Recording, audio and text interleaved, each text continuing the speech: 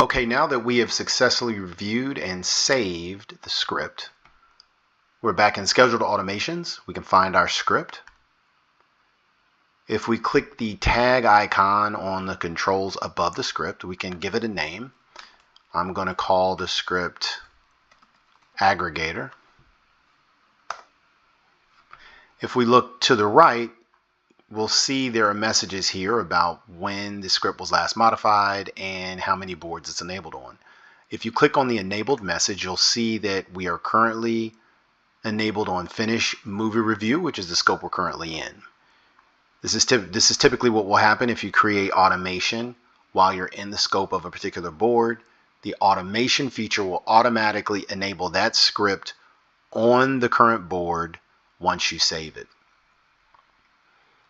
We need to go ahead and add the other two project boards to be enabled onto this script, or rather add this script onto those boards. Alternatively, if you want to skip the step of checking which boards it's currently enabled on, you can directly go to the button Add Another Board in the set of controls directly above the script. So let's go ahead and find Finish Spring Cleaning and add it to the board.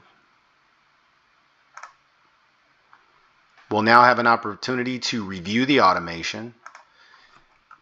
And again, we've seen that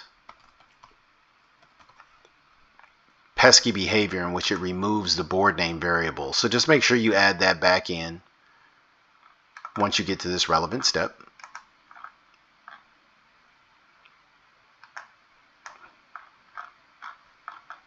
Okay, now we can go ahead and, this looks good, so we can go ahead and add this to that board. We'll get a done message with a verification of the action we just took, which was to add the script to the Finish Spring Cleaning board. Back to rules. We can see our rule is here. It doesn't appear that it's updated the message, and when we click on here, we still only see Finish Movie Review.